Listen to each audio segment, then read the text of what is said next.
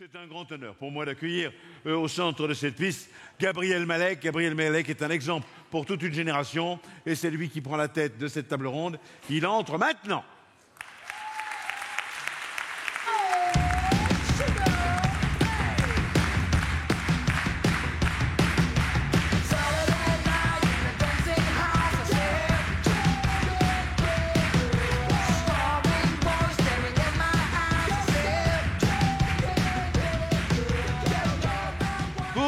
Pour sympathique et talentueux que soit Gabriel Malek, on ne peut pas faire une table ronde tout seul, sinon ça ne s'appelle pas une table ronde. Il est donc venu avec des orateurs qui vont prendre la parole à ses côtés et il va nous les présenter.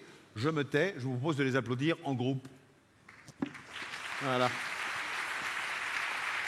Nous sommes partis pour 1 heure, Gabriel. En 58 minutes, je commence à faire le tour de la piste et dans 60 minutes, je chante la piste aux étoiles. Parfait, parfait. Alors merci beaucoup pour cette introduction. Et avant de présenter nos deux talentueux orateurs, je vais essayer de poser un peu le décor de cette table ronde. Alors donc déjà merci à toutes et à tous d'être venus ici aujourd'hui en nombre pour parler des grandes questions qui bouleversent l'économie actuelle. Et je trouve que le titre de notre table ronde est très éloquent puisque c'est « Oser mettre l'économie au service du vivant ». Alors qu'aujourd'hui, ce qu'on est en train de faire, c'est plus, pour l'instant, mettre le vivant et les humains au service de notre économie. Et avant de rentrer dans le vif du sujet, j'aimerais prendre un peu de recul et essayer de comprendre pourquoi on est arrivé aujourd'hui dans une situation où on recherche une croissance effrénée sans vraiment se poser la question du vivant ou des humains. Pour ça, il faut remonter au XVIe siècle. Et c'est à ce moment-là qu'on a adopté une méthode de comptabilité qui est plus ou moins celle qu'utilisent les entreprises d'aujourd'hui. Et dans cette méthode de comptabilité, on dit la chose suivante aux entreprises. Ce qui compte pour l'entreprise, c'est de faire croître son capital financier. C'est ça l'objectif principal et même le seul objectif. Et ça a pris un tournant encore plus délétère au XXe siècle et depuis les années 80. Et on se retrouve donc dans la situation actuelle. Sauf que cette idée qu'il faut faire croître le capital financier, ça se heurte à une chose, eh bien, c'est aux limites planétaires qui aujourd'hui sont de plus en plus atteintes. On parle de climat, on parle de biodiversité, on parle de sol, on parle d'eau. Et donc non seulement il y a une limite écologique, mais il y a aussi une limite sociale, puisque les seuils sociaux ne sont plus respectés, avec de plus en plus de gens qui tombent dans la précarité. Et donc il faut aujourd'hui changer de paradigme et sortir de la croissance. Les entreprises doivent revoir leur modèle en profondeur, pas changer à la marge, finalement, en supprimant le tuyau en plastique ou je ne sais quoi, mais vraiment se poser une question fondamentale, à quoi je sers? Pourquoi suis-je essentiel? Et à quoi dois-je renoncer? Et je là souligne encore une fois l'idée que le CJD est fidèle, je trouve, à sa raison d'être, qui est d'oser et d'ouvrir le champ des possibles, en osant justement poser cette question cruciale, qui est celle de la croissance. Et pour en discuter aujourd'hui, j'ai la chance d'avoir deux personnes extrêmement qualifiées pour ce faire. Déjà, donc Timothée Paric, tu es docteur en économie, spécialisé justement sur la décroissance. Tu as fait un doctorat à l'université de Clermont et à l'université de Stockholm, et tu es chercheur depuis 6 mois à l'université de Lund, c'est ça? Et tu es l'auteur d'un ouvrage qui fait trembler beaucoup de salles en ce moment et qui remet en cause des imaginaires profondément ancrés, qui est « Ralentir ou périr, l'économie de la décroissance ». Et je suis aussi avec Thomas Wagner. Donc Thomas, tu as lancé ton blog qui est aujourd'hui incontournable, Bon Pote, un site, pour reprendre tes propres mots, qui informe sur un truc pas très cool, le changement climatique. Et donc, tu as aussi collaboré avec de nombreux chercheurs du CNRS pour écrire un ouvrage, Tout comprendre ou presque sur le climat, qui fait preuve d'une impressionnante pédagogie pour expliquer à tous quels sont les enjeux climatiques aujourd'hui. Et comme ici chacun sait, tu veilles au grain sur LinkedIn pour éviter tout greenwashing. Bref, nous sommes avec deux penseurs qui nous aident à comprendre avec lucidité l'époque dans laquelle nous vivons. Et de mon point de vue, moi je parle pour l'association Alter Capitae qui milite pour la décroissance. Alors rentrons directement dans le cœur du sujet avec les limites écologiques à la croissance. Et j'aimerais bien t'entendre déjà Thomas là-dessus, où on en est au niveau des limites planétaires aujourd'hui. Ok, donc oui, on m'entend bien.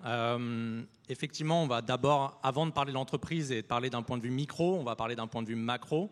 Et je vais vous faire un peu l'état des lieux de où on en est dans le monde.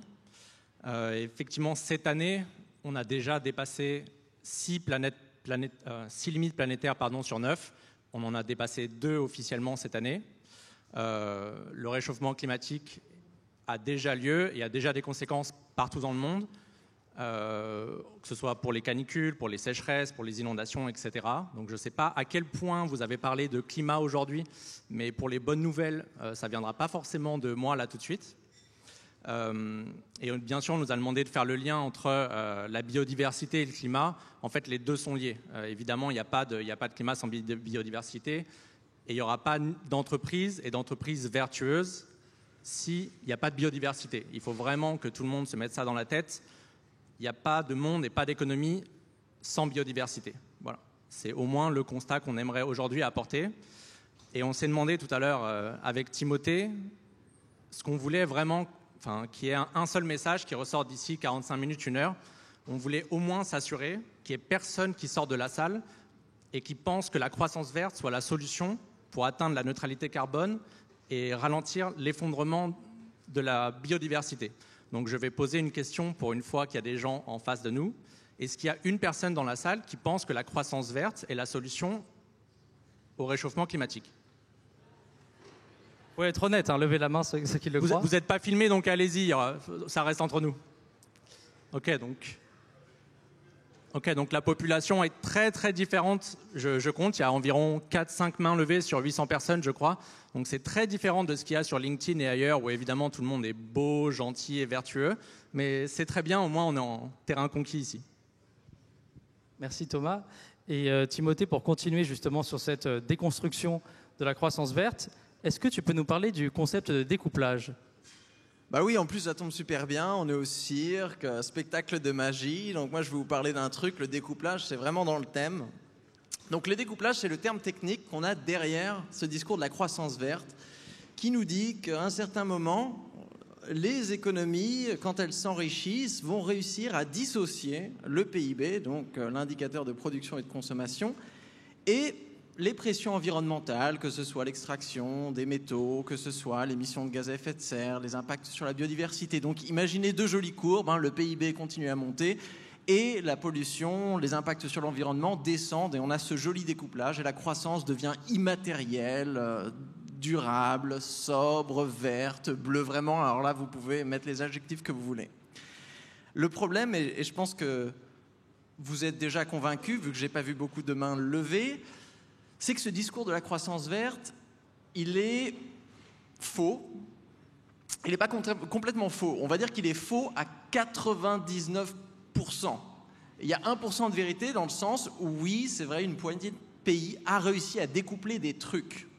Découpler certaines pressions, par exemple les gaz à effet de serre, dans une vingtaine de pays au monde, où on observe en effet cette petite dissociation entre PIB et réduction absolue des émissions, alors que très souvent c'est une baisse relative, donc réduction absolue, mais c'est là où il y a un catch, c'est pour que la croissance verte soit une solution à l'insoutenabilité écologique d'aujourd'hui, il faut qu'on puisse concilier produire et consommer plus et revenir en dessous d'une limite planétaire assez vite pour éviter un effondrement de la biodiversité, pour éviter un monde en feu à la Mad Max. Et ça, on en est très,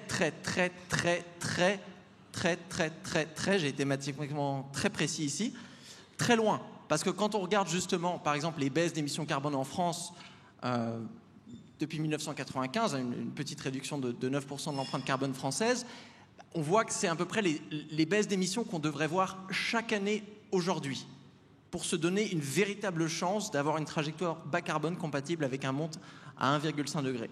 Donc le problème aujourd'hui, c'est que quand on regarde aussi depuis les années 90, les seules années où on arrive vraiment à réduire les pressions environnementales de manière significative, ce sont 2008, 2009, 2019, 2020. Qu'est-ce que c'est le quiz économique du jour. Qu'est-ce que ces années ont en commun? Ce n'étaient pas les années avec les taux de croissance les plus élevés. Justement, c'était des années de ralentissement. Donc là, ça va nous amener doucement à l'idée de la décroissance, de se dire, ah bah tiens, est-ce qu'on ne va pas pouvoir provoquer une décroissance qui va nous aider à retourner sous des seuils de limites planétaires, mais sans avoir, bien sûr, les inconvénients sociaux d'une récession.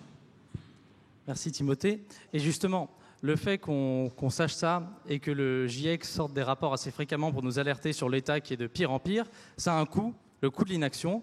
Et ça, justement, Thomas, t'en parles pas mal parce que sur Bon Pote, tu défriches, tu décryptes ce que dit le GIEC, souvent d'ailleurs juste après ou le jour d'après la sortie du rapport. Oui, effectivement. Enfin, j'ai pas lu tout le rapport à chaque fois, sachant que chaque rapport fait entre 3 et 4 000 pages. Mais effectivement, le GIEC souligne ça. Et ce qu'il y a d'important, c'est un des messages et l'une des conclusions qu'à retenir du 3e volet du dernier rapport du GIEC, qui est sorti en avril dernier, c'est que l'inaction climatique va coûter plus cher que l'action. Donc ça, c'est une des bonnes nouvelles. Et l'autre bonne nouvelle qu'on pourrait souligner d'ailleurs du rapport qui est sorti l'année dernière, c'est que, enfin, bonne nouvelle entre parenthèses, c'est qu'on a notre avenir climatique entre nos mains. Et c'est vraiment quelque chose qu'on répète en permanence. Ça veut dire que tout n'est pas joué. Je ne sais pas si Jean-Marc Jancovici est passé aujourd'hui, mais il a tendance à répéter très souvent que, en fait, quoi qu'on fasse dans les 20 prochaines années, tout est joué. Or ça, c'est faux. La bonne nouvelle, c'est que si on commence à agir maintenant et de façon structurelle et de façon radicale, on peut obtenir des résultats très très rapidement et donc avant 20 ans. Donc ça, c'est la bonne nouvelle. Voilà.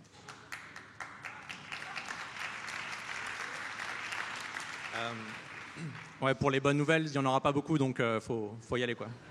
La deuxième bonne nouvelle, enfin c'est une bonne et mauvaise nouvelle, c'est que chaque tonne compte. Donc en fait, chaque action que vous faites, chaque décision que vous allez prendre en entreprise compte. Je vais donner un exemple concret parce que, enfin, même si là je suis encore presque habillé en banquier, c'est plus trop le cas depuis 2 ans. J'avais l'occasion, typiquement avec le CSE, enfin c'est le CE ou CSE maintenant, qui proposait des voyages encore à l'autre bout du monde, typiquement d'aller en Afrique du Sud pour 200 €. Ce genre de décision, s'il y a des personnes qui sont en CSE dans leur entreprise, je ne sais pas, vous me le direz, ça ne devrait plus être possible, puisqu'on sait qu'aujourd'hui, un aller-retour typiquement en Afrique du Sud, vous partez de Paris, vous allez à Johannesburg ou quelque chose comme ça, ça dépasse 2 tonnes. Et ça, c'est votre budget carbone normalement maximum à l'année. Donc ce genre de décision, ça ne devrait plus être possible. Donc c'est encore une fois, c'est ce genre de type d'action et de levée d'action que tout le monde devrait avoir en tête pour agir, les ordres de grandeur. Merci Thomas. Et j'ai une petite question subsidiaire. Donc tu dis qu'il faut agir maintenant. Et on sait que les États se rassemblent dans ce qu'on appelle des COP pour se mettre en action. Il y en a une il n'y a pas longtemps, il paraît. Est-ce qu'ils t'ont convaincu? Est-ce que c'était radical ce qui a été dit là-bas? En gros, bon, les COP, certaines personnes disent que ça ne sert pas à grand-chose. En l'occurrence, la dernière a été plutôt utile parce qu'elle a mené à la création d'un fonds pour les pertes et dommages. Là, je devrais poser la question. Qui a entendu parler des pertes et dommages ici, à main levée?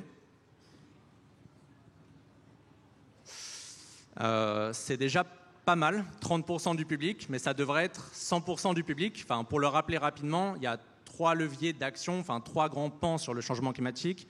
Il y a l'atténuation, donc la baisse des émissions, l'adaptation, parce qu'il va falloir s'adapter, y compris à Paris. Là, on est à Paris, il est très possible qu'on ait 50 degrés dans notre ville, donc il va falloir s'adapter. Et enfin, il y a les pertes et dommages. Ça veut dire que là, le changement climatique va avoir des conséquences irréversibles. Typiquement, la montée des eaux dans certaines îles du Pacifique. À partir d'un réchauffement climatique mondial de plus de 2 degrés, il y a des îles qui disparaissent totalement. En fait, ces gens-là, il faut bien, soit ils meurent, soit ils déménagent et sont relocalisés quelque part, ils migrent, etc.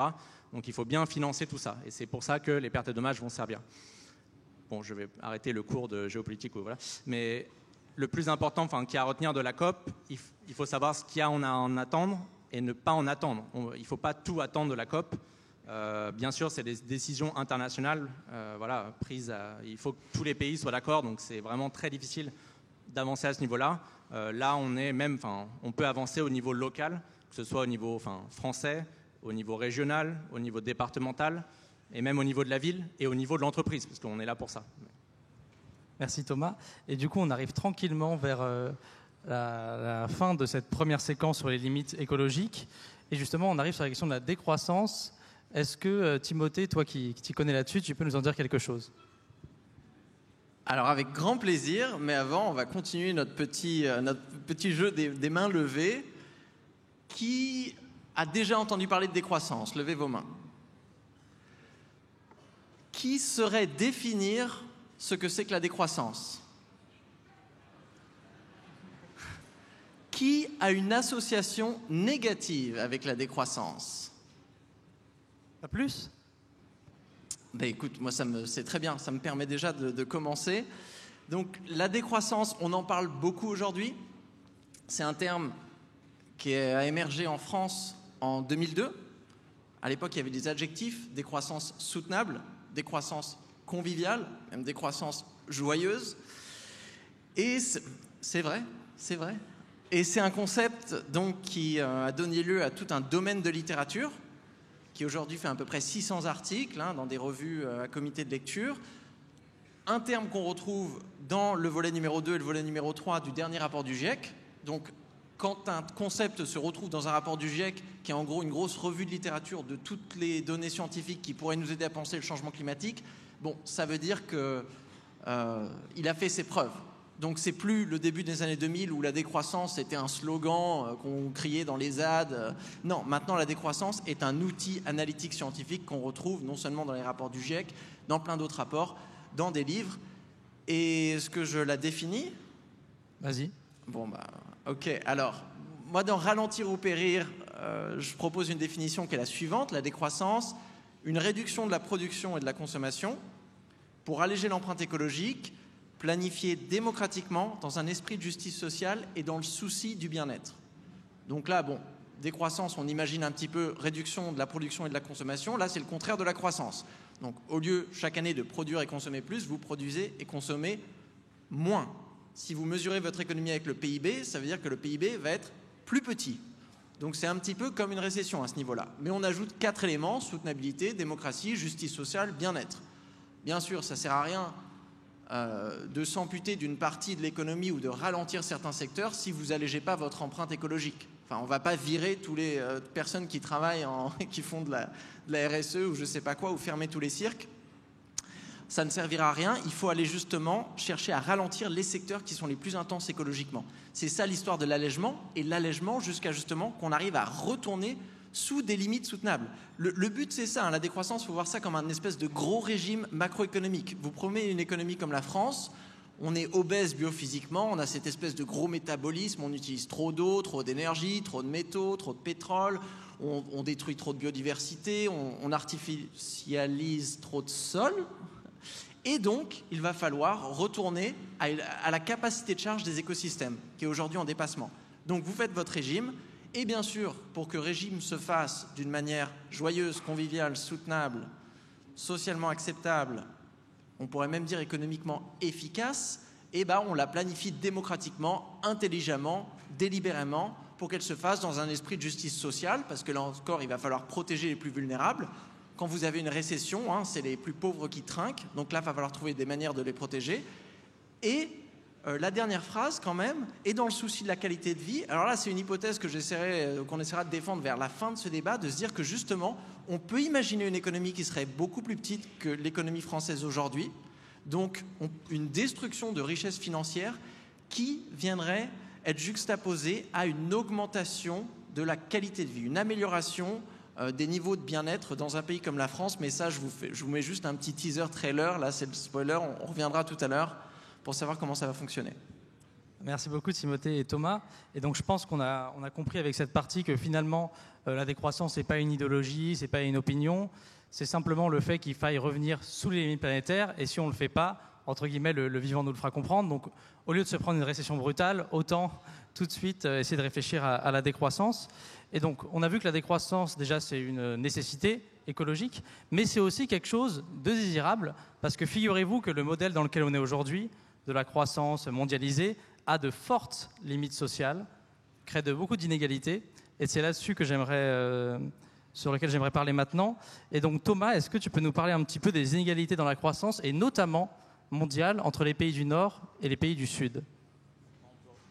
Tu veux enchaîner là-dessus sur la macro ? Je reviens à l'entreprise. Enchaîne sur la macro, si tu veux. Ok, donc je fais un petit point là sur les limites sociales. Ok. Bon. Alors déjà, il faut se débarrasser de l'idée comme quoi que quand on parle de croissance économique en France, c'est de la valeur ajoutée qu'on sort d'un chapeau comme ça magiquement du génie de nos entrepreneurs. Non, pas du tout. Le métabolisme économique de l'économie française demande énormément d'énergie, de sable, de métaux, de minerais, d'eau, de sol, aussi de travail, qui sont importés des pays du Sud. Si, à l'échelle de la planète, vous avez des budgets écologiques, pas seulement un budget carbone, mais un budget eau, un budget matière. Les limites planétaires, c'est des limites. Donc ça veut dire que tout est limité. Et bien, ça veut dire qu'il faut les partager. Problème, on est sur une planète où il y a encore beaucoup de régions du monde qui n'arrivent pas à satisfaire leurs besoins. Donc elles sous-consomment et elles sous-produisent. Donc ces régions du monde vont avoir besoin de croissance pour pouvoir construire des routes, des écoles, des bâtiments, créer des nouvelles entreprises. Et pour faire cela, elles vont avoir besoin d'énergie et de matière, elles vont avoir besoin d'espace climatique. Si vous voulez amener tous les plus pauvres aujourd'hui au-dessus du seuil de 5,5 $ par jour, ça fait augmenter les émissions globales de 18%.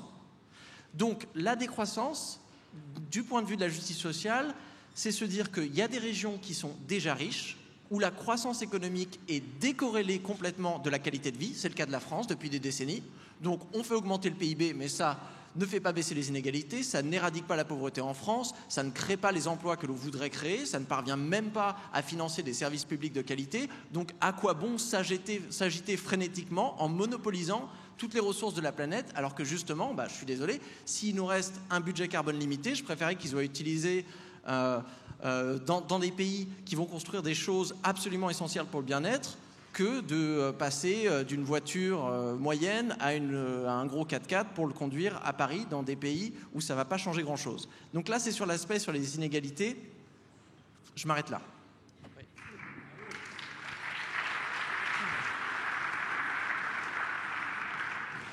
Juste pour enchaîner là-dessus, en fait, la justice sociale dont parle Timothée, c'est pas qu'une lubie, c'est aussi le travail et la synthèse qu'a fait le GIEC dans son 2e volet cette année. Et en fait, il n'y a pas de transition écologique sans justice sociale. C'est pas possible. Enfin, si jamais, évidemment, vous n'êtes pas d'accord, vous pouvez publier dans une revue scientifique. Je serais ravi de lire vos travaux, mais en l'occurrence, c'est pas possible. Peu importe ce que vous pouvez penser, etc., il faut vraiment avoir ça en tête. Et évidemment, une société soutenable, la question, elle n'est pas que sur le CO2. On a reparlé aussi, là pour l'instant, de l'eau, du sable, etc. Mais c'est aussi une question de justice sociale. Ça veut dire que, imaginons dans un monde idéal ou pas idéal du tout, il y a le petit Jordan qui invente une machine à aspirer le CO2. Ça ne voudra pas dire que même une société qui est neutre en carbone, la France ou votre entreprise, je rappelle qu'une entreprise ne peut pas être neutre en carbone. Je ne connais pas le nom de toutes les entreprises ici, mais j'espère que personne n'annonce ça, parce que sinon, voilà. Le faites pas sur LinkedIn en tout cas.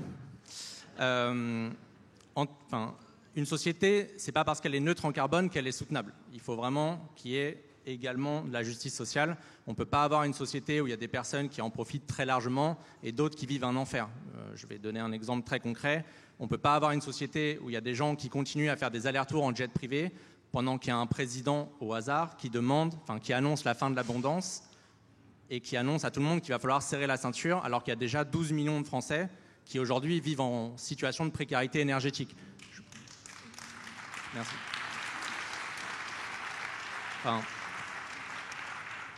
Donc on en reparlera tout à l'heure. Donc, fonction des objectifs qu'on a aussi en entreprise et du salaire et des certains objectifs qu'on a dans une entreprise, on en parlera tout à l'heure. Vas-y. Tout à fait, Thomas. Alors, il me reste quelques questions sur ces limites sociales à la croissance. Alors, une chose dont on entend beaucoup parler, c'est le technosolutionnisme. Donc, l'idée finalement que tous les aspects de notre vie pourraient être mieux grâce à la technologie, grâce à des objets connectés, grâce à un métavers. Et qu'est-ce qu'on en pense de ça, Thomas? Tu as un avis sur le technosolutionnisme? Oui, alors le technosolutionnisme est évidemment... c'est pas qu'une opinion, on n'est pas la solution. On ne va pas encore revenir là sur la croissance verte. Sur le métaverse, il y a eu un fait divers qui est passé hier, je ne sais pas si vous l'avez vu, mais l'Union européenne a financé un événement dans le métaverse pour donner envie et faire la promotion de l'Union européenne. Ils ont dépensé 375 000 € pour l'événement dans un métaverse. Il y a eu 5 personnes qui sont venues dessus. Je ne sais pas si vous l'avez vu passer, ça. Mais voilà, en gros, ça résume à peu près ce que je pense du métaverse. C'est parfait.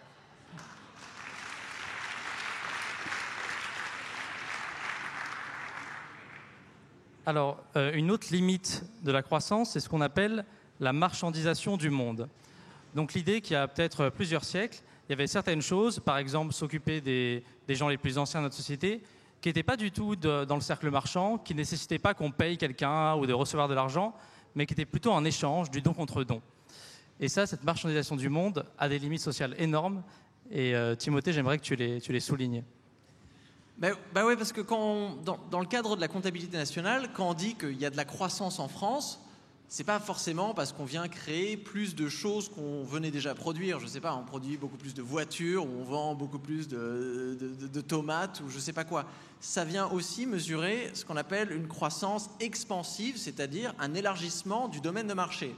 Donc imaginez, avant on avait des encyclopédies payantes, donc ça c'était dans le PIB, chaque fois que vous achetez une encyclopédie, ça donne l'impression qu'on a créé de la valeur ajoutée.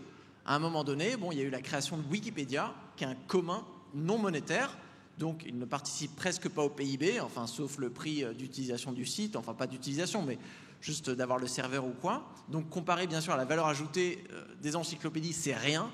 Donc quand on regarde cette transition, on se dit « Ah mon Dieu, économiquement, on a perdu quelque chose ». Mais on n'a pas perdu quelque chose, on a gagné un accès presque universel à la connaissance, un accès gratuit. On est passé d'une connaissance qui était marchandisée, donc privatisée, qu'on devait acheter avec de l'argent sur des marchés, à une connaissance qui est organisée à travers un commun. Et donc la décroissance, c'est pas seulement juste cette espèce de grand régime où on va venir faire une espèce d'un, deux, trois soleils du capitalisme et dire allez ça on arrête, ou miniaturiser quelque chose, c'est de se dire aussi on va prendre des secteurs essentiels qui ne devraient pas être gouvernés par des marchés. Par exemple, les EHPAD, il ne devrait pas exister en France d'EHPAD à but lucratif.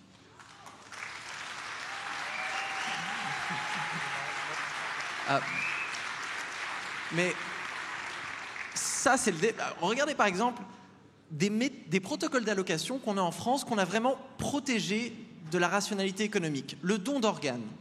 Le don d'organes, les organes sont rationnés politiquement avec des codes éthiques en fonction de la priorité. Et c'est bien, parce que si c'était rationné comme les Ferrari, qui sont rationnés par les prix, et si j'étais, je sais pas, Elon Musk, je pourrais, si j'avais envie, acheter tous les organes disponibles en France et les manger, par exemple. Ça serait possible. Là, dans le cas aujourd'hui, ce n'est pas possible, c'est une victoire du politique sur l'économique. Et si on appliquait la même logique de se dire, tout le monde devrait avoir accès à l'éducation, à la santé, à une quantité minimum d'eau, d'énergie, de nourriture, et donc se dire que quand on regarde l'allocation de ces biens et services, on peut avoir soit des allocations purement politiques, on l'a vu, les dons d'organes, soit un mix, le logement social, vous avez des protocoles d'allocation et ensuite vous payez un loyer, donc là c'est une partie, et de se dire que, par exemple dans le milieu de la santé, on avait vu, peut y avoir des entités publiques, peut y avoir des entités privées, mais si vous êtes dans la santé, si vous fabriquez des médicaments, si vous fabriquez des prothèses, si vous fabriquez des vaccins, si vous organisez des EHPAD, vous devez forcément avoir un statut d'entreprise à lucrativité limitée, selon la logique que ces secteurs sont beaucoup trop importants pour qu'on les laisse s'auto-organiser avec la logique accumulative du capitalisme.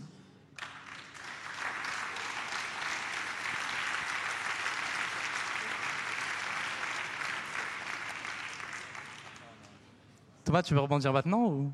Non, c'est juste pour les EHPAD, ça me fait penser à la société Orpea, je pense que vous en avez entendu parler.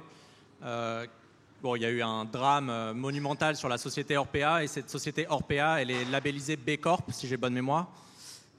C'est à peu près ce que je pense des labels. Et surtout, elle est dans les fonds verts de finance aussi. Donc la finance verte, c'est dommage, on n'en parlera pas aujourd'hui, mais elle rentre dans les fonds verts aussi. Donc bref. Justement, on va parler de finance un peu, parce qu'on parlait de marché avec Timothée, avec l'extension du champ du marché, où des choses comme s'occuper les uns et les autres peut maintenant être soumis à des tarifs, etc., ce qui mène à des choses complètement folles, comme la tarification à l'acte à l'hôpital, par exemple. Mais il y a aussi un autre problème, c'est la financiarisation de l'économie, donc l'idée que la finance, le marché, va aujourd'hui décider de mouvements économiques concrets pour les gens. Et donc, Thomas, qu'est-ce que tu peux nous dire sur la financiarisation de l'économie ? Ce sujet à peine vaste. C'est le cas, c'est ce qui se passe actuellement. On peut voir avec un peu d'avance le Royaume-Uni, je pense, qui est l'économie la plus financiarisée en Europe, pas en Union européenne, mais donc en Europe. Moi, j'ai passé quelques années en finance. Je peux vous assurer qu'il n'y a rien de vert dans la finance actuellement. et que ça n'en prend pas le chemin. Il y a plusieurs études là, qui sont sorties récemment, dont une enquête cette semaine pour rappeler que tous les fonds verts, en tout cas ceux qui s'annoncent verts, ne sont pas verts. Je ne vais pas faire un cours de finance ici, mais en gros, à partir du moment où vous regardez le contenu de ces fonds et les entreprises qui sont listées vertes, en gros, il y a Total qui est listé vert. Donc je ne sais pas s'il y a des personnes dans la salle qui pensent que Total est une entreprise vertueuse, mais si c'est le cas, je veux bien discuter avec vous après ça. Donc à partir, voilà, en fait, les fonds verts, et c'est un vrai problème, la financiarisation de l'économie, ça prend pas du tout là le bon chemin. On parlait tout à l'heure de PIB, mais on pourrait parler de PIB inutile. Bon, moi, encore une fois, j'ai un peu vu ce qui se passait dans les produits financiers. Les financiers sont très très forts pour créer des produits financiers qui ne servent à rien, mais tout ça, c'est bon pour la croissance et la croissance verte, etc. Mais in fine, en fait, l'utilité sociale de ça, c'est zéro. Si vous voulez un exemple concret, nos amis de chez BNP Paribas, il y a du trading haute fréquence, donc le HFT. Ça ne sert strictement à rien. Strictement à rien. Et pourtant, ces traders-là sont payés, sont rémunérés très grassement. C'est bon et c'est bon pour l'image de la banque, mais je vous assure que ça ne sert à rien. Et quand on prend un peu de recul et qu'on pense au réchauffement climatique et l'effondrement de la biodiversité, je peux vous dire qu'un des derniers trucs, si jamais ça se passe mal, et ça commence déjà à se passer mal, le trader haute fréquence, comparé au mec qui sait un peu se servir de ses mains, il va servir à rien du tout. Donc voilà. Merci beaucoup Thomas. Et du coup, je pense que voilà, avec ces deux premières parties, on a vu qu'il y avait des limites énormes à la croissance au niveau écologique, mais aussi au niveau social, et que du coup, forcément, on va devoir rentrer dans une société de décroissance pour arriver, comme tu l'écris dans ton ouvrage Timothée, à la fin, à une société en post-croissance. Donc on va décroître, puis on va arriver dans une société en post-croissance, qui sera plus ou moins stationnaire avec des petits intervalles. Et on peut se demander maintenant, dans une seconde partie de cette table ronde, qu'est-ce que ça veut dire comme futur pour la société et pour les entreprises. Et là, je vais mettre un petit peu les pieds dans le plat, parce qu'on parlait tout à l'heure de justice sociale. Et finalement, Timothée l'a dit, dans une société qui décroît, il faut forcément plus partager. Et est-ce que ça veut dire, si là on s'en réfère un petit peu à Marx, ce genre de choses, qu'il faut retravailler un peu l'équilibre capital-travail dans les rapports de production? Timothée? Ça, c'est la question qui fait plaisir. Oui, il ne faut pas oublier que la décroissance s'insère complètement dans une critique marxienne du capitalisme, mais va au-delà. Donc juste déjà une petite clarification. Le soviétisme, le communisme de l'Union soviétique était aussi productiviste que le capitalisme occidental à l'époque. D'ailleurs, la guerre froide, c'était la guerre des deux systèmes pour montrer lequel était le plus productif dans le sens extractif, avec une relation linéaire avec la nature. Donc là, aujourd'hui, si on veut décroître et créer un nouveau système économique qu'on peut appeler celui de la post-croissance, de l'économie du bien-être, de l'économie du bien commun, on l'appelle un peu comme on veut, une économie post-capitaliste, éco-socialiste, convivialiste, vous choisissez votre adjectif, il va falloir dépasser à la fois le capitalisme, mais aussi plus généralement le productivisme et encore plus généralement l'extractivisme, qui est cette relation à la nature, de voir les écosystèmes comme un espèce de buffet gratuit à volonté, servez-vous, il n'y a pas de souci, et de se dire plutôt que les activités économiques doivent être encastrées dans les limites de vitesse des écosystèmes, ne doivent jamais dépasser ces capacités de charge. Et tu l'as très bien dit, le problème c'est du système capitaliste, enfin c'est pas un problème, c'est ce qui fait. Le système capitaliste est un système basé sur l'accumulation du capital, par définition. Donc ça, il le fait très très bien. Le problème quand tu accumules du capital, le capital par définition, qu'est-ce que c'est? C'est la mobilisation de quelque chose pour créer quelque chose d'autre. Donc là, c'est une logique de croissance. Et donc aujourd'hui, on est dans une économie où on valorise énormément le capital. Donc on peut voir le grand débat de la distribution de la valeur ajoutée entre les travailleurs qui, à travers les salaires, et les détenteurs des moyens de production à travers les dividendes, la plus-value des entreprises, montre bien ce conflit, mais il va falloir l'étendre, ce conflit. L'étendre beaucoup plus pour prendre en compte aussi cette valeur créée par la nature. Donc moi, je viens ici défendre les abeilles. Les abeilles et les insectes pollinisateurs créent énormément de valeur. S'il y avait demain une grève des abeilles en France, autant vous dire qu'on serait bien dans la merde. Donc nous devons quand on fait de la comptabilité d'entreprise, quand on fait de la comptabilité nationale, prendre en compte les services écosystémiques comme de la même manière que quand vous produisez quelque chose, vous prenez en compte le travailleur qui l'a produit, vous prenez en compte la personne qui vous a organisé l'événement. Les abeilles, les écosystèmes sont des parties prenantes intégrales. Et ça change tout. Parce que déjà, ça veut dire que si on a un processus de production qui vient dézinguer les abeilles, là, on voit tout de suite que ça ne peut pas continuer pendant très très longtemps. Ça, c'est une chose. Et la deuxième chose, c'est de se dire, cette logique d'accumulation qui est aveugle parce qu'elle ne cherche qu'à accumuler, ça n'a de sens peut-être que si vous êtes dans un pays après une guerre où vous devez tout reconstruire, et vraiment vous voulez avoir l'espèce de boost à la Mario, l'étoile, pour que votre économie elle tourne à 1000% et tout, il n'y a pas de souci.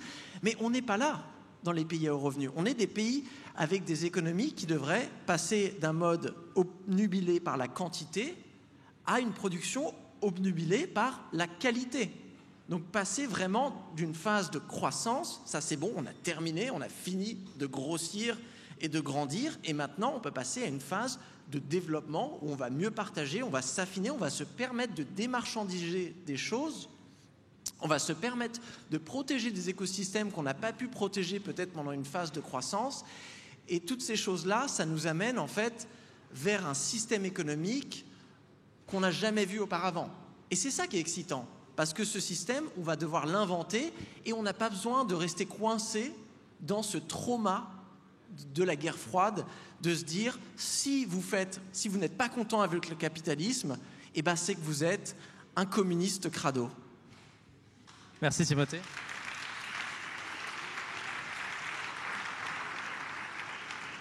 Donc on a vu qu'au niveau macro, au niveau sociétal, il fallait mieux répartir les richesses, mais c'est aussi une question qui se pose au niveau micro, au niveau de l'entreprise.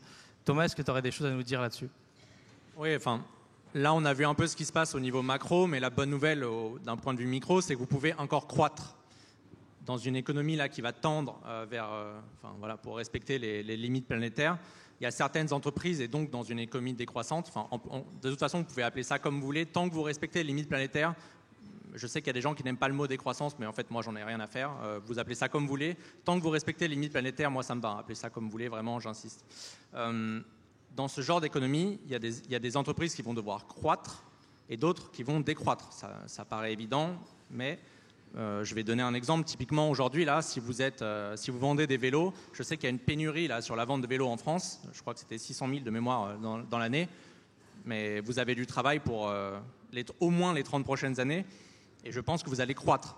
A fortiori, j'essaye de penser à un truc qui émet un peu trop, typiquement celui qui vend des avions aujourd'hui. Air France. Air France ne vend pas forcément des avions, mais Air France doit aujourd'hui décroître, à moins de me prouver par A plus B que l'efficience énergétique va suffire. Et encore une fois, s'il y a une personne dans la salle qui est capable de le prouver, n'hésitez pas à écrire dans une revue scientifique, hein, c'est important. Mais en l'occurrence, là, il va falloir baisser le trafic. Donc, il faudrait qu'Air France, là, dans son discours, au lieu d'annoncer sa présidente Anne Régaille qui nous annonce des coupettes qui ne sont plus en plastique en première classe, c'est pas une blague, hein, c'est sa communication sur LinkedIn. Elle devrait annoncer d'autres choses, en fait, s'il était un peu responsable. Mais malheureusement, c'est pas son cas. Donc là, en fait, l'une des questions qu'on voulait poser et que j'avais en tête, en fait, avant de venir ici, c'est qu'il y a souvent un énorme décalage entre les personnes qui pensent que leur entreprise est soutenable. Soutenable, ça veut dire respecter les limites planétaires et être compatible avec l'accord de Paris. Compatible avec l'accord de Paris, ça veut dire être bien en dessous de 2 degrés, donc un réchauffement mondial qui se rapproche des plus 1,5 degrés. J'en profite, puisqu'on est encore dans une salle, dans la salle, qui pense que son entreprise, là tout de suite, au jour J, est compatible avec l'accord de Paris? C'est pas beaucoup, hein. Ok, c'est même pas 5%, donc il y a du boulot, mais ça c'est la bonne nouvelle du jour. Et parmi ces personnes-là, en fait tout le monde, est-ce qu'il y a des personnes qui pensent que vous avez un plan en cours? Donc ça veut dire que dans les 5 à 10 prochaines années, vous allez tendre vers une entreprise qui sera soutenable.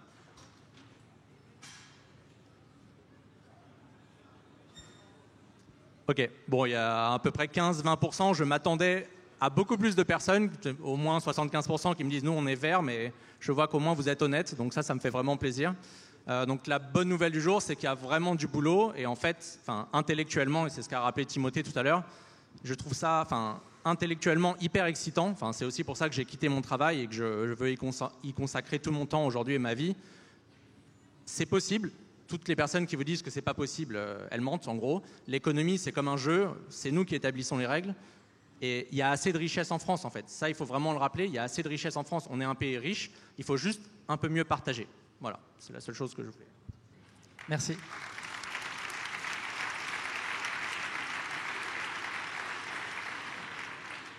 Merci Thomas, merci Timothée. Et comme vous l'avez tous les deux souligné, l'idée qu'on doit changer de paradigme, qu'on doit arrêter cette société de croissance, c'est pas forcément quelque chose qui doit faire peur, mais c'est quelque chose qui peut être hyper excitant. C'est un peu ce que je disais dans l'introduction, c'est se poser la question de son sens, la question de qu'est-ce que je veux faire pour rendre ce monde meilleur. Et ça, c'est quand même quelque chose d'extrêmement excitant, je trouve, même pour un entrepreneur, de se poser ces questions-là. Et justement, en termes de commercial pour une entreprise, jusque-là, on était dans un modèle plutôt, enfin on y est encore d'ailleurs, consumériste, dans lequel l'idée pour une boîte, c'est de vendre de plus en plus, en visant de plus en plus de public, pour essayer de gagner plus d'argent. Or, évidemment, cet imaginaire consumériste qui fait que le bonheur, ce serait finalement d'acheter plus que son voisin, il doit décroître lui aussi. Et finalement, on peut se demander, c'est quoi les nouveaux imaginaires désirables aujourd'hui dans la société qui arrive en post-croissance? Timothée. Il y a un slogan que j'aime beaucoup, qui était historiquement associé au mouvement pour la décroissance au début des années 2000, c'est « moins de biens, plus de liens ». Et de se dire que, ok, si on a besoin d'acheter toutes les choses qui nous permettent de satisfaire des besoins, eh ben, il va falloir travailler pour pouvoir gagner l'argent et pour pouvoir les acheter. Si en plus il y a la publicité qui vient créer des besoins artificiels, ça veut dire qu'il faut qu'on achète encore plus de trucs. Si ces trucs, il y a de l'obsolescence programmée qui vont péter super rapidement, ça veut dire qu'il faut en racheter encore plus. Donc là, on se retrouve coincé dans une espèce de cercle vicieux où non seulement on doit travailler pendant longtemps pour protéger son pouvoir d'achat qui nous permet juste de bien vivre, de satisfaire nos besoins.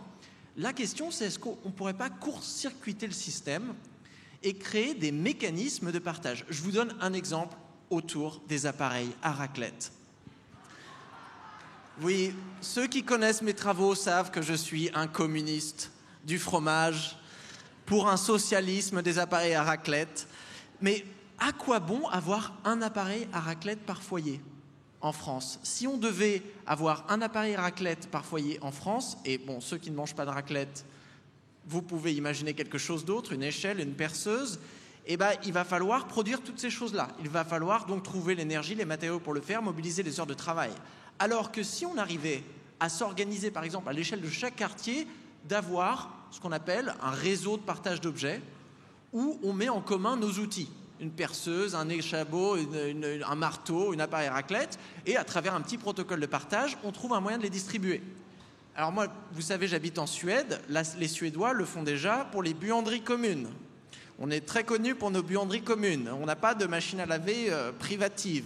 On a ces espèces de grandes salles en bas des immeubles avec des grosses machines à laver de super bonne qualité. Et on a des protocoles très sophistiqués pour quand est-ce qu'on peut l'utiliser. Et ça a donné lieu à toute une culture du partage, ce qui fait que la Suède est l'un des pays du monde qui utilise le moins de lave-linge par personne. Ça paraît anecdotique, mais cette idée de se dire ce dont on a besoin pour être heureux, ce ne sont pas des marchandises et donc ce n'est pas le pouvoir d'achat, c'est l'accès à ces choses dont on a besoin quand on en a besoin. Et si parfois on peut organiser cet accès en dehors de la sphère monétaire, avec des réseaux de réciprocité, avec des réseaux d'entraide, et bien là on fait d'une pierre deux coups. On allège l'empreinte écologique, de 1, et de 2, on évite les effets néfastes de la marchandisation, c'est-à-dire qu'on crée de la convivialité, du vivre ensemble et plein de co-bénéfices. Par exemple, les sociologues nous disent les sociétés qui se marchandisent et les sociétés où les inégalités augmentent, on voit les taux de confiance qui s'effondrent. Le taux de confiance, c'est extrêmement important pour la cohésion politique et le vivre ensemble dans les pays. Là, justement, moi je me dis, est-ce que ce ne serait pas un co-bénéfice d'arriver à plus partager Et donc, on interagit un petit peu plus avec ses voisins.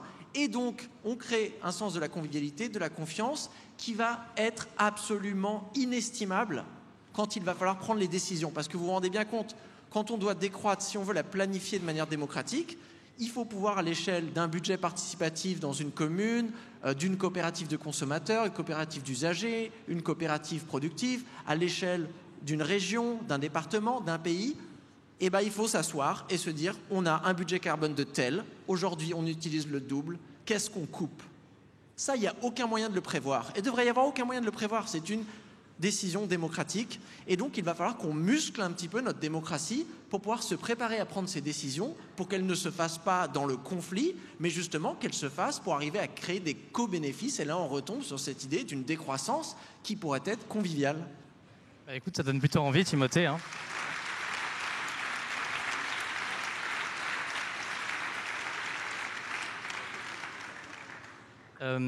Et aujourd'hui, une partie de cet imaginaire passe dans un endroit virtuel dans lequel on passe de plus en plus de temps, enfin des endroits, qui sont les réseaux sociaux. Et cette question de réseaux sociaux, justement, est beaucoup liée aujourd'hui encore à la publicité, au consumérisme. On peut penser notamment sur, par exemple, Instagram, où des jeunes adolescents, par exemple, vont être victimes, ils vont être, la cible de plein de publicités très ciblées, ce qui va leur créer des besoins superflus. Et ils auront l'impression que si leur papa et leur maman ne leur achètent pas le dernier gadget technologique à la mode, alors ça va mal se passer. Et pourtant, il y a quand même un usage qui peut être plutôt positif des réseaux sociaux. Est-ce que Thomas, toi qui es un expert sur ces questions, tu pourrais nous parler un peu du bon usage des réseaux sociaux? Je ne sais pas si je suis expert des réseaux sociaux, puisque moi, ça fait juste partie de mon travail et j'y prends pas que du plaisir, sauf quand j'interviens pour interpeller Bruno Le Maire, mais ça, c'est mon petit péché mignon. Aujourd'hui, en tout cas, on parlait d'imaginaire, donc Timothée a parlé plutôt des usages. Je vois aussi dans l'imaginaire, et notamment sur LinkedIn, puisqu'on est dans le monde de l'entreprise, donc je vais parler principalement de LinkedIn. Aujourd'hui, ça fait encore rêver d'être digital nomade. Donc c'est des personnes, je vois encore des personnes s'afficher là sur LinkedIn qui tous les 2 mois, tous les 3 mois changent de pays, traversent le globe et sont trop contents de le mettre en avant. Bon, moi je vois de l'autre côté les revues scientifiques qui sont en train de dire ça crame, et l'autre il est dans son avion en train de le mettre en avant. Donc typiquement cette personne-là, ça fait partie de l'imaginaire de consommérisme qui continue à accumuler les pays en fait. Et ensuite vous voyez même dans le langage, il dit, au lieu de dire je suis allé à Bali, il dit j'ai fait Bali. Et rien que ça en fait, ça devrait faire une sorte de déclic dans la tête, vous dire en fait t'as rien connu de l'île, t'es juste allé consommer l'île en fait. Donc voilà, ça fait partie des choses importantes. Et par rapport à l'imaginaire, je vois encore aussi des personnes, l'objectif aujourd'hui c'est d'avoir une licorne, donc ça c'est le grand truc. J'en ai vu une là récemment, je crois que c'était en 2021, il y a une licorne, corrigez-moi si je me trompe, qui vendait des cartes Panini genre dans le Web 3 ou quelque chose comme ça, et c'est devenu une licorne. Bon, moi j'ai vu ça, j'avais envie de me mettre la tête dans le mur. Je me disais, mais comment c'est possible de lever, d'être valorisé 1 milliard avec du vent? Donc apparemment c'est encore possible, mais ça je peux vous assurer que ça n'a rien de soutenable. En gros ça vaut rien, à mes yeux ça vaut rien, mais bon, aux yeux d'autres personnes ça vaut beaucoup d'argent, mais l'argent devrait être redirigé très clairement. Là j'ai fait un petit focus sur LinkedIn, mais l'imaginaire il s'arrête pas là, c'est aussi sur tous les réseaux sociaux. Donc LinkedIn est un monde parallèle, mais il y a un autre monde parallèle qui s'appelle Instagram, où les entreprises sont très présentes également. Et là aussi, je ne sais pas si vous êtes sur Instagram ici, je pense que je vois que le public est plutôt jeune, donc j'imagine que oui. Là aussi, tout le monde est très jeune et vraiment séduisant ici, donc voilà.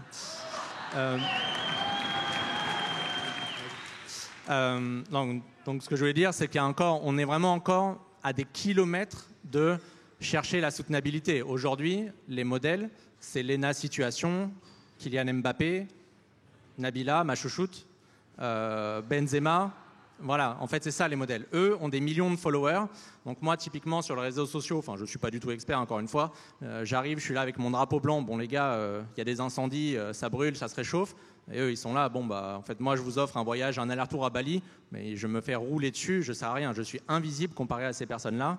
Et en fait, l'objectif, là, dans les 5 à 10 ans, c'est que Nabila devienne écolo, en fait. C'est la seule chose qui soit utile, et ce sera bien plus utile qu'un rapport du GIEC. Voilà.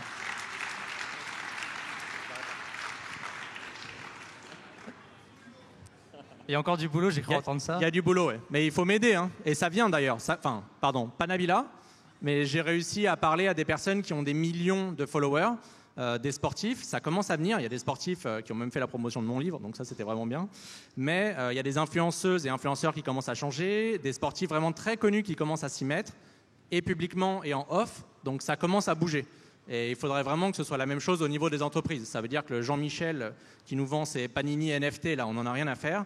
Mais d'autres modèles plus soutenables, eux, il faut les mettre en avant. Et si vous estimez, donc visiblement, il n'y a que 15% de la salle pour qui c'est le cas, mais si votre modèle est soutenable, n'hésitez pas à le faire savoir et aussi à me le dire et à le faire savoir à tout le monde. Ça doit être mis en avant. Voilà. Merci Thomas. Alors on arrive tranquillement vers la fin de la table ronde, mais j'ai encore quelques questions. À commencer par toi, Timothée. Donc, il y a une notion qui est revenue pas mal de fois dans ton ouvrage que j'ai beaucoup aimé, c'est celle de la sieste. Et du coup, dans un monde en décroissance, pour finir de vous donner envie d'y aller, il y a un nouveau rapport au travail qui s'installe. Et tu parles un peu ça dans ton ouvrage, Timothée. C'est quoi le rapport au travail dans un monde en décroissance et le rapport à la sieste?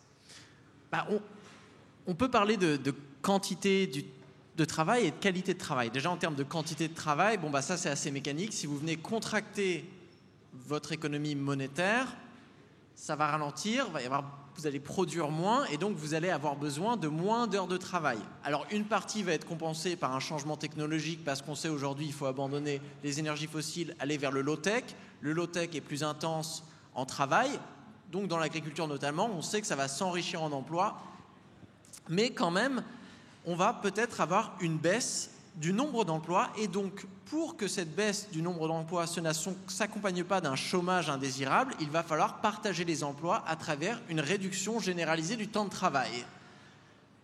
Si vous dites ça à un économiste, il tombe de sa chaise. Il fait « Oh mon Dieu, on va avoir du chômage ». Mais, je veux dire, réduction de temps de travail, c'est la même chose que libération de temps libre, hein. C'est les mêmes heures. C'est des heures où vous n'avez pas besoin de travailler. Et moi, justement, pour moi, en tant qu'économiste, quand je vois une économie qui arrive à réduire le temps de travail, c'est une économie performante. C'est-à-dire que c'est une économie où, collectivement, on arrive à s'organiser de manière efficiente pour satisfaire nos besoins sans avoir besoin de travailler chaque année plus par semaine. Donc, oui, la décroissance qui viendrait libérer des heures qu'on pourrait utiliser pour faire ce qu'on veut, pas forcément juste pour faire des siestes, mais aussi pour créer des monnaies locales, pour faire de la politique, pour faire du théâtre, pour prendre soin de ses enfants, pour faire plein de trucs qu'on n'a pas l'occasion de faire aujourd'hui parce que la plupart d'entre nous, enfin peut-être pas ici, mais en général en France, se retrouvent coincés dans un emploi subi où ils travaillent beaucoup trop qu'ils ne le désiraient. Donc là, on a l'aspect quantité déjà, où là, ça fait un petit peu rêver, de se dire enfin, on a une économie dont la dynamique viendrait libérer du temps libre pour faire des choses non économiques qui sont beaucoup plus corrélées au bien-être que les marchandises qu'on crée aujourd'hui. Deuxième, il y a l'histoire de cette qualité, de se dire aussi de complètement changer le rapport au travail. Aujourd'hui, on a un rapport au travail qui est très économicisé. C'est-à-dire qu'on évalue la valeur du travail en fonction de la valeur ajoutée monétaire de l'activité. Dans le PIB, donc si vous avez le travail des aides-soignantes, des éboueurs, des agriculteurs, ne vaut rien comparé aux personnes ultra bien payées dans la publicité, des choses comme ça, parce que ces personnes, du point de vue économique, semblent générer beaucoup plus de valeur ajoutée.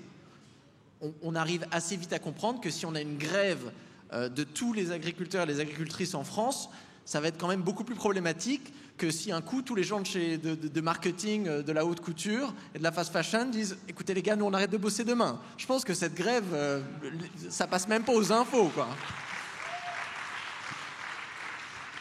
Et donc moi j'aime bien cette révolution de se dire il faut démarchandiser le travail. De se dire déjà organiser le travail à travers un marché, c'est un petit peu débile. Le travail, c'est l'une des choses qui définit notre identité, c'est l'une des manières dont on interagit socialement entre nous. Donc, arrêtons de parler de marché du travail. Le travail n'est pas une marchandise, parlons plutôt de commun, d'activité. De se dire, chaque citoyenne devrait avoir un droit inaliénable de participer à l'économie. Ça, c'est certain, on voit ça avec les territoires zéro chômeur de longue durée et les coopératives à but d'emploi qui sont des très belles initiatives qui, si à terme on les développait dans tous les territoires, eh ben, on viendrait en effet démarchandiser l'emploi. Et la deuxième chose qui est géniale quand vous démarchandisez l'emploi, c'est-à-dire que la création et la destruction d'emplois ne dépend plus de la lucrativité et de la dynamique des marchés. C'est-à-dire qu'aujourd'hui, on a besoin d'emplois qui vont créer énormément de valeur en termes de convivialité et de soutenabilité. Mais le marché ne les créera pas. Parce que dans une économie capitaliste, eh ben, les entreprises à but lucratif créent des emplois quand ça leur permet de vendre des trucs qui leur permettent de s'enrichir.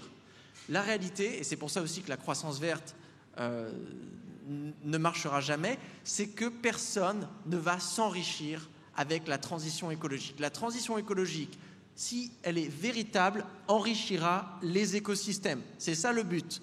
Mais, je vous le rappelle, les abeilles n'ont pas de porte-monnaie. Les arbres ne rendront jamais l'argent. Et donc ça, il va falloir l'accepter. Ouais, concernant le travail et le rapport au travail, la seule proposition d'ailleurs qui a été refusée d'emblée de la Convention citoyenne pour le climat en 2019, c'est la semaine à 32 heures. Je ne sais pas si vous avez entendu parler, je sais qu'on parle beaucoup du 110 sur l'autoroute, etc. Mais ça a été refusé d'emblée. Et pourtant, quand je fais des sondages autour de moi, en général, les personnes qui gagnent bien leur vie seraient prêtes à passer à la semaine à 4 jours. Voilà. Donc, en gros, ça, c'est hyper important. Et je sais que c'est hyper clivant, mais ça fait partie des choses qui devraient faire partie des nouveaux imaginaires et de se dire on n'a pas forcément besoin de travailler autant, on peut faire autrement, et c'est déjà en place dans pas mal d'entreprises en France, LDLC de mémoire, et plein d'autres, et qui l'ont mis en place, et en fait, il n'y a pas de perte de productivité, les employés sont vraiment beaucoup plus contents, il y a des sondages qui sont publiés, donc il faut aller vérifier, parce qu'évidemment, c'est publié par la boîte, donc voilà, mais ça fait partie des solutions que vous pourriez avoir en tête. Et ce dont on discutait en off, mais c'est l'une des questions que j'ai déjà posées sur LinkedIn, l'imaginaire de vouloir toujours gagner plus et gagner plus et gagner plus, il faut bien comprendre que cette chose-là, c'est aussi problématique. Je vais être un peu taquin. En gros, si vous gagnez 10 000 euros par mois, et je ne vais même pas parler de 10 000, mais je vais parler de 5 000 euros net par mois aujourd'hui en France, il y a 99% de chances que ce soit un problème et que ce ne soit pas soutenable. Donc je répète, si vous gagnez 5 000 euros net par mois en France, c'est un problème. Ce n'est pas soutenable. Il y a 99% de chances que ce ne soit pas soutenable. Donc je ne vais pas vous faire le jeu de demander dans la salle qui a ce salaire-là, mais je vous assure que ça, vous devez vraiment l'avoir en tête. Et en fait, il faut se demander in fine pourquoi je travaille, pourquoi je gagnerai plus et à quoi ça va me servir. Voilà. Merci. J'ai entendu la question pourquoi c'est pas soutenable. En fait, si vous partez du principe, je vais reprendre d'un point de vue macro, mais en gros, le Français moyen est à 10 tonnes de CO2 équivalentes émises par année. On doit passer en dessous de 2. J'espère que tout le monde est au courant de ça. Sinon, il y a un site qui s'appelle Bon Pote, il y a plein d'infos dessus. Bon, je vais passer vite, mais je peux tenir 1 heure là-dessus si vous voulez. En gros, on doit passer de 10 à en dessous de 2. Okay ? Donc, si vous regardez un peu votre consommation, plus vous avez d'argent, c'est pas linéaire. Donc, je ne vais pas rentrer dans le détail maintenant, mais plus vous avez d'argent, plus vous allez être tenté de consommer. Donc, c'est pour ça que je dis, en fait, à partir du moment où vous gagnez 5 000 euros et plus, vous allez entretenir un système qui dépasse les limites planétaires. Et quand je dis 99%, c'est parce que je n'ai pas envie de dire 100%, parce que ce ne serait pas vrai. Vous pouvez bien gagner votre vie, vivre convenablement, et après passer une partie de votre salaire à soutenir des associations, à soutenir la presse libre, etc. Donc, mais en général, c'est très rare. Je connais très très peu de personnes comme ça. Enfin, je vais me viser moi il y a quelques années et mes amis. C'est plutôt, on travaille encore dans un Big Four, on fait des PowerPoint qui servent à rien toute la journée. On finit à 20h, on va au resto et surtout, pour décompresser, on va à Bali, à New York, à Miami, etc. Donc voilà, voilà pourquoi c'est pas soutenable. Mais si bien sûr vous pouvez me prouver le contraire, n'hésitez pas à publier et vous serez sûrement prix Nobel à la fois de l'économie et prix Nobel de la paix. Donc surtout, n'hésitez pas.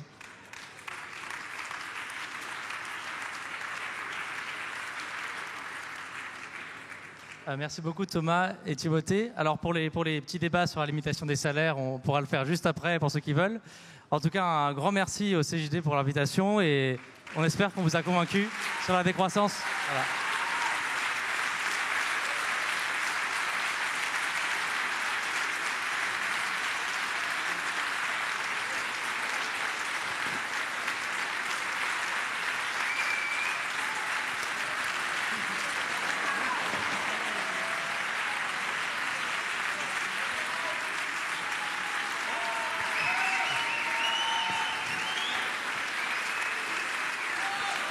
Ah bah c'est sympa, hein. Merci. C'est plaisir, ouais.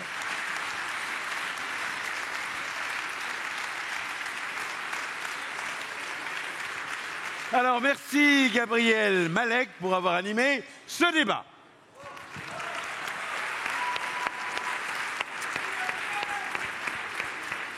Merci Timothée pour ce physique qui est une commémoration permanente du centenaire de la disparition de Marcel Proust.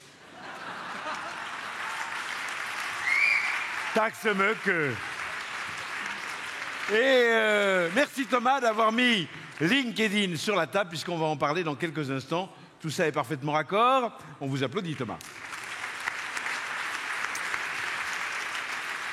Nous avons évoqué les livres de Timothée, de Thomas. Je vous informe, alors d'abord je les laisse sortir parce qu'ils n'ont pas de raison d'assister à la conversation tout à fait mercantile qui va suivre. C'est mieux que vous ne sachiez pas ce qui va se dire. Voilà, je vous laisse vous retirer, merci.